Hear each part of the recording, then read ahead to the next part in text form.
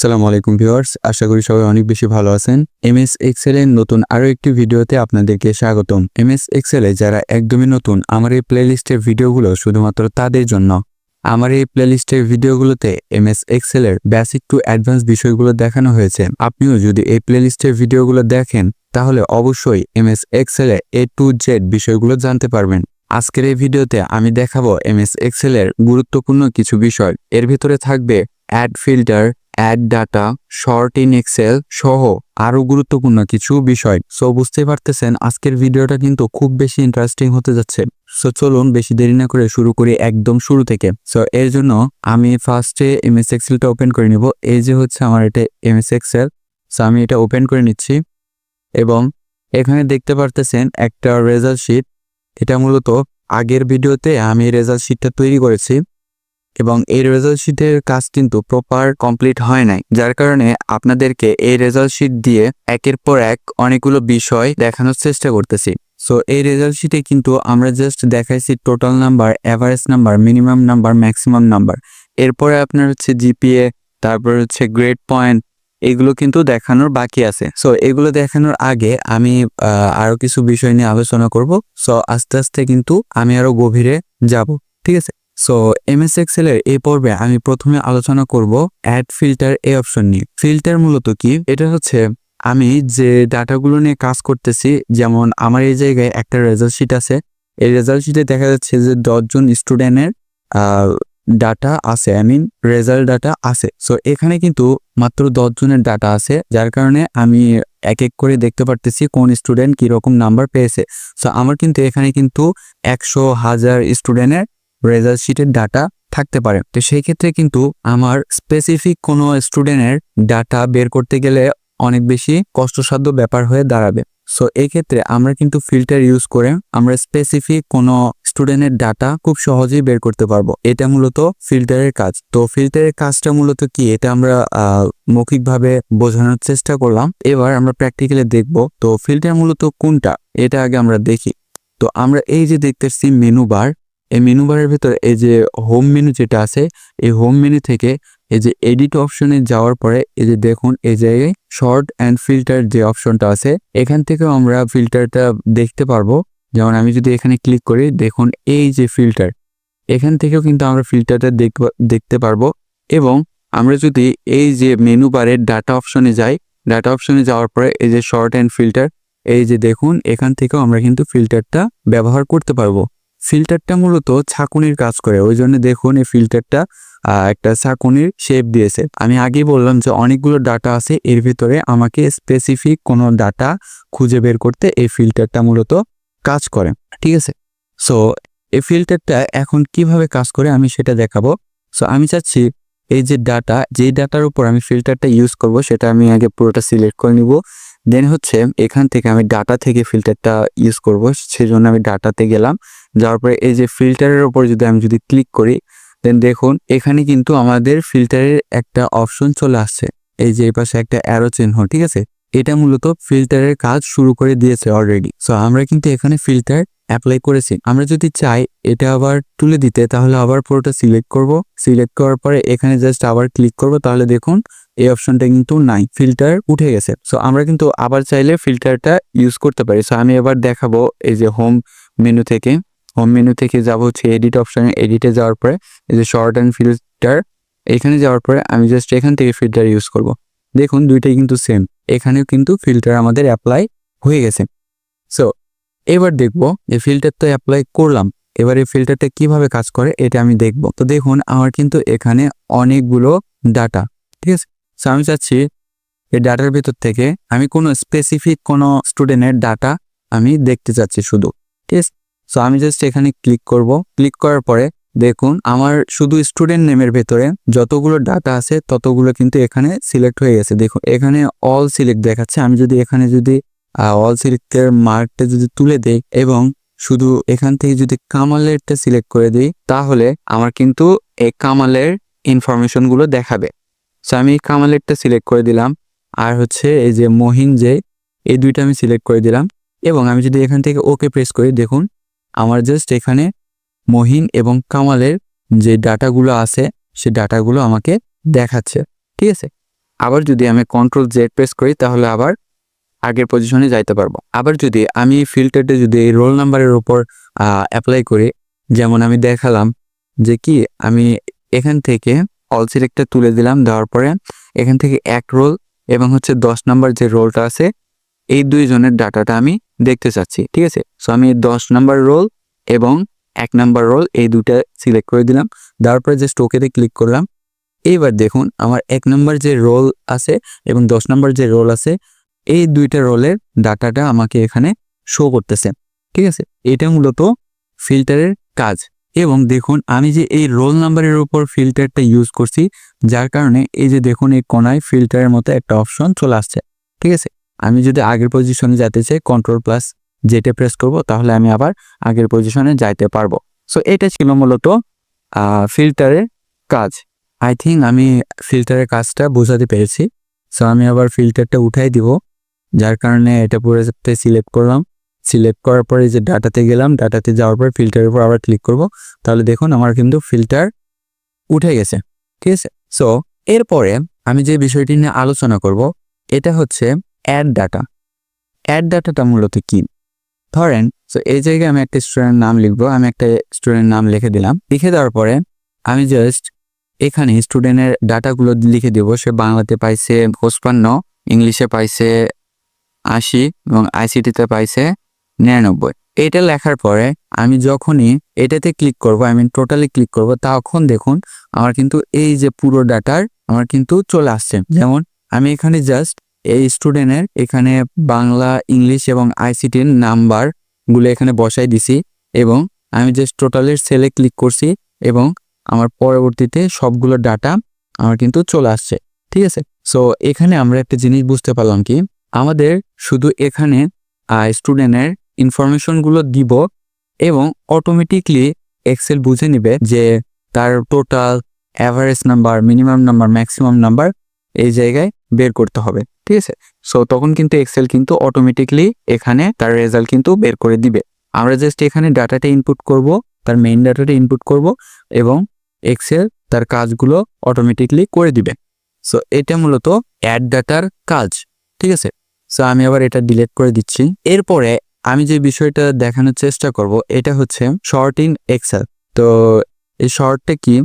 এটা হচ্ছে ধরুন আমার এখানে বেশ কিছু নাম দেওয়া আছে, আই মিন স্টুডেন্টের নাম দেওয়া আছে। সো আমি চাচ্ছি এটা শর্ট করতে। শর্টটা মূলত কি, ধরেন যে ABCD এভাবে সিরিয়ালি যে ওয়ার্ডগুলো আছে এভাবে আমি নামগুলোর সিরিয়াল করতে, আই মিন এ থেকে জেড পর্যন্ত নাম সিরিয়াল করতে। ফার্স্টে এতে যার নাম আছে তার নাম লেখা থাকবে, তারপর বিতে যার নাম আছে তার নাম লেখা থাকবে, দেন হচ্ছে সিতে যার নাম আছে তার নাম লেখা থাকবে। এভাবে এ থেকে জেড পর্যন্ত সিরিয়ালি লিখতে নাম অনুযায়ী, ইয়েস। সো এই জন্য আমাদের করতে হবে কি, আমাদের পুরোটাকে সিলেক্ট করতে হবে। সিলেক্ট করার পরে এই যে এডিটিং এ অপশনে যাওয়ার পরে এই যে শর্ট এন্ড ফিল্টার এখানে আবার ক্লিক করতে হবে এবং এই যে দেখুন এখানে শর্ট করতে বলতেছে কি A to Z বলতে আমি এ থেকে সিরিয়ালি জেড পর্যন্ত যাদের নামটা আছে এভাবে লিখতে। তো আমি যদি এটাতে ক্লিক করি তাহলে দেখুন এখানে আমার একটা শর্ট ওয়ার্নিং চলে আসছে। শর্ট ওয়ার্নিং কি চলে আসছে, যে এই জায়গায় দুটো অপশন দেখা যাচ্ছে। একটা হচ্ছে এখানে আমাকে দেখাচ্ছে এক্সপার্ট দ্য সিলেকশন, আরেকটা দেখাচ্ছে কন্টিনিউ উইথ কারেক্ট সিলেকশন। মানে আমাকে বোঝাচ্ছে আমি যদি এই যে নাম যে কয়টা সিলেক্ট করছি, নাম যদি শুধু এ থেকে জেড পর্যন্ত সিরিয়ালি বসাতে চাই তাহলে আমাকে কন্টিনিউ উইথ কারেন্ট সিলেকশন এটাতে সিলেক্ট করতে হবে। অ্যান্ড আমি যদি এই যে এর নামের সকল ডাটা, আই মিন এই যে average, minimum number, maximum number, আমি সকল ডাটা যদি একসাথে সিরিয়াল করতে চাই এ থেকে জেড পর্যন্ত, তাহলে আমাকে এক্সপান্ড দ্য সিলেকশন এটাতে সিলেক্ট করতে হবে। তাহলে কিন্তু আমার এই যে নামের যে ডাটাগুলো আছে এটা সম্পূর্ণ ডাটাই কিন্তু এ থেকে জেড পর্যন্ত সিরিয়াল আকারে চলে আসবে। সো আমি যদি দেখাই বিষয়টা, আমি ফার্স্ট একটা সিলেক্ট করলাম, দেওয়ার পরে শর্টে ক্লিক করলাম, দেখুন আমার কিন্তু সম্পূর্ণ ডাটাটা সিরিয়ালি হয়ে গেছে। এবং এই যে দেখুন এ, তারপর হচ্ছে এরপরে বি নাই, সি নাই, সো এরপরে জে আসছে, তারপর হচ্ছে কে আসছে, তারপরে এম, এন, আর, ঠিক আছে। এভাবে কিন্তু আমাদের শর্ট হয়ে গেছে। সো এটা মূলত আমাদের কাজে লাগে কখন, যখন দেখা যাচ্ছে আমরা কোনো ডাটা কালেক্ট করতে যাচ্ছি, যে কি এ নামে যাদের নাম আছে তাদের ডাটাটা আমি শুধু কালেক্ট করতে চাচ্ছি, তখন কিন্তু আমাদের এই শর্ট টার্ম কাজে লাগবে। দেখুন এক্সেলটা মূলত আমরা কিন্তু কঠিন কাজগুলো, জটিল কাজগুলো এক্সেলের মাধ্যমে এভাবে সহজ করতে পারি, খুবই শর্টকাট টেকনিকে। এটা মূলত শর্টের কাজ। আবার আমি চাচ্ছি জেড থেকে এ পর্যন্ত সিরিয়ালি নাম বের করতে, এই জন্য আমি আবার কন্ট্রোল জেড দিয়ে আগের পজিশনে গেলাম। এই জন্য আমাকে করতে হবে কি, আবার নামগুলো সিলেক্ট করতে হবে। সিলেক্ট করার পরে এই যে এবার এখান থেকে আমি করব শর্ট জেড টু এ। এবার প্রথমবার কিন্তু আমাদের হয়েছে কি এ থেকে জেড পর্যন্ত ওয়ার্ড আকারে আমাদের সিরিয়াল শর্ট করে দিয়েছে, ঠিক আছে। এইবার আমাদের করব কি জেড থেকে এ, আই মিন উল্টা করবে, আগের কাজেরই উল্টা করবে, ঠিক আছে। সো দেখা যাচ্ছে যে আমি যদি এটাতে ক্লিক করি তাহলে দেখুন আবার দুইটা অপশন আসছে। আমি যদি চাই যে পুরো ডাটায় আমি সিরিয়াল মেনটেন করব, তাহলে কিন্তু এই যে ফার্স্টেরটা, এবং যদি চাচ্ছি যতটুকু সিলেক্ট করছি ততটুকু শুধু সিরিয়ালি বসাবো, তাহলে কিন্তু আমাদের সেকেন্ডের অপশনটা চুজ করতে হবে। সো আমি চাচ্ছি সম্পূর্ণ ডাটাটাই সিরিয়াল আকারে বসাইতে। সো আমি ফার্স্টেরটা সিলেক্ট করব, সিলেক্ট করার পরে শর্টে ক্লিক করব, তাহলে দেখুন এবার কি হয়েছে, এই একবারে লাস্টে চলে আসছে, আই মিন জেড থেকে এ পর্যন্ত এবার সিরিয়াল মেনটেন করছে। সো এটা ছিল শর্টের কাজ। সো এরপরে আমরা আরো বেশ কিছু বিষয় নিয়ে আলোচনা করব এই পর্বে। এটা হচ্ছে মূলত এই যে হোম যে মেনু, এটা হচ্ছে মেনু বার। মূলত এই মেনু বারের ভিতরে এই যে হোম মেনু আছে, এই হোম মেনুতে আমরা এক্সেলের যত কাজই করি না কেন আমাদের এই হোম মেনুর ভিতরে ম্যাক্সিমাম কাজ, ঠিক আছে। সো এই হোম মেনুটা যদি আমরা ভালোভাবে না বুঝি তাহলে কিন্তু আমরা কোনো কিছুই ভালোভাবে করতে পারবো না, ঠিক আছে। সো হোম মেনুর ভেতরে প্রথমে আসে হচ্ছে ক্লিকবোর্ড। ক্লিকবোর্ডের ভিতরে আছে কাট, কপি, ফরম্যাট প্রিন্টার, তারপরে আছে হচ্ছে paste. I think cut, copy, paste এই তিনটে জিনিস আমরা সবাই জানি। আচ্ছা আমি ধরে নিলাম যে কাট, কপি, পেস্ট এগুলো আপনারা কিছু জানেন না একদম শুরু থেকে। সো আমি যদি এই বিষয়টা দেখাই যে কার্টের কাজটা কি, ধরেন যে আমি এই যে স্টুডেন্ট রেজাল্ট শিট, এটা আমি কাট করতে চাচ্ছি, ঠিক আছে। সো আমি কি করব, এটা সিলেক্ট করব, সিলেক্ট করার পরে যে কাট করব, দেখুন আমার কিন্তু এটা কাট হয়ে গেছে।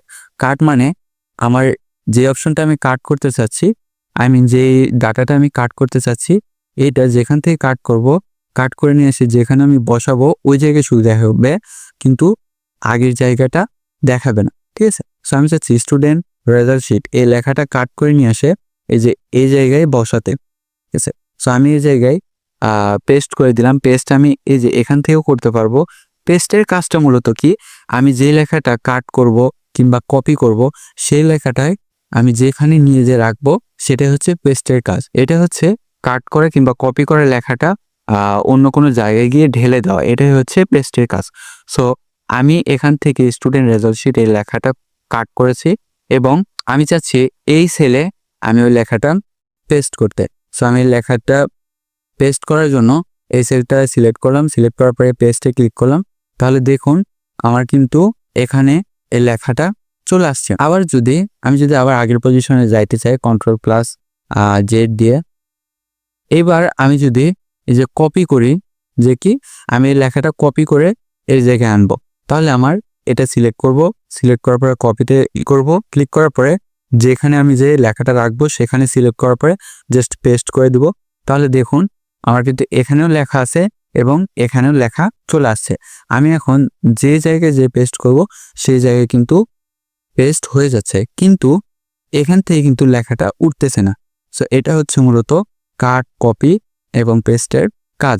এবার আমি দেখাবো ফরম্যাট প্রিন্টারের কাজ। ফরম্যাট প্রিন্টারের কাজ মূলত হচ্ছে কি, কোনো লেখার স্টাইলটা হুবহু কপি করে অন্য একটা লেখার ওপর প্রিন্ট করা, এটা হচ্ছে ফরম্যাট প্রিন্টারের কাজ। যেমন আমি যদি দেখাই এই যে স্টুডেন্ট রেজাল্ট শিট, এই লেখার ফন্টটা আমি চেঞ্জ করব, এই জন্য এই যে ফন্ট অপশন আসবো, যাওয়ার পরে এখান থেকে আমি কিন্তু চাইলে অনেক ধরনের ফন্ট চুজ করে দিতে পারি। সো আমি ধরেন যে আমি একটা ফন্ট এখান থেকে ইউজ করি, ধরেন যে আমি এই ফন্টটা আমি চুজ করলাম। চুজ করার পরে দেখুন আমি যদি এটা ফরম্যাট প্রিন্টারে যদি ইউজ করি, এখান থেকে আমি ফরম্যাট প্রিন্টারে ক্লিক করলাম, ক্লিক করার পরে আমি লেখাটা যেখানে গিয়ে প্রিন্ট করব, মানে এই লেখাটার হুবহু যেটা করব সেটার উপর জাস্ট ক্লিক করব, তাহলে কিন্তু এই লেখাটার মতো হয়ে যাবে। ধরুন আমি এই জায়গায় এটার উপরে ক্লিক করলাম, তাহলে দেখুন এই লেখাটার মতো হুবহু হয়ে গেল। কিন্তু আমি এটা কিন্তু একবারই করতে পারলাম। আমি যদি চাই এই লেখাটার মতো হুবহু সব জায়গাতে আমি যে কয় জায়গায় যাচ্ছি সেই কয় জায়গাতে করতে, সো আমি কি করব, এই লেখাটা সিলেক্ট করব। সিলেক্ট করার পর ফরম্যাট প্রিন্টারের উপর ডাবল ক্লিক করব। ডাবল ক্লিক করার পরে আমি এখন যে কয় জায়গাতে সেম প্রিন্ট করতে চাচ্ছি সেই কয় জায়গার উপরে আমি জাস্ট ক্লিক করে দিব। তাহলে দেখুন সম্পূর্ণ লেখা কিন্তু ফরম্যাট প্রিন্ট হয়ে যাচ্ছে। সো ফরম্যাট প্রিন্ট তুলে নেওয়ার জন্য আমার কিন্তু আবার কিন্তু এই ফরম্যাট প্রিন্টারের উপর ক্লিক করতে হবে, তাহলে কিন্তু ফরম্যাট প্রিন্টটা উঠে যাবে। সো এটা মূলত ফরম্যাট প্রিন্টারের কাজ। এরপর যে আমি দেখাবো এই যে ফন্ট অপশনে, ঠিক আছে, আমার এখান থেকে ফন্ট অপশনের কাজটা কি এটা যদি আমি দেখাতে চাই তাহলে আমি একটু নিচে আসি। আচ্ছা, এখানেই দেখাই। ফন্ট অপশনের কাজ মূলত আপনি একটা ফন্টকে লেখাকে যে কোনো ধরনের শেপ দিতে পারবেন, ঠিক আছে। আমি চাচ্ছি যে এই যে মহিন লেখা, এই লেখাটা আমি অন্য কোনো লেখাতে কনভার্ট করতে, লেখার শেপটা অন্য করতে। সো আমি যদি এই যে এখানে ফন্টটা চেঞ্জ করতে পারবো, ঠিক আছে, আমি যে কোনো ধরনের ফন্ট এখানে ইউজ করতে পারবো, ঠিক আছে।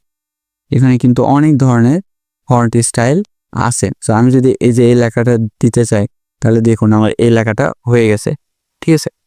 আবার যদি আমি চাই এই লেখাটা বোল্ড করতে তাহলে এই যে বি আছে এটার উপর জাস্ট ক্লিক করব, দেখুন লেখাটা একটু মোটা হয়ে গেছে।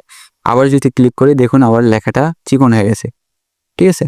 আবার আমি চাচ্ছি এই যে করিম এই লেখাটা একটু ইতালি ফন্টে ক্লিক করতে, ইতালি ফন্টে তৈরি করতে।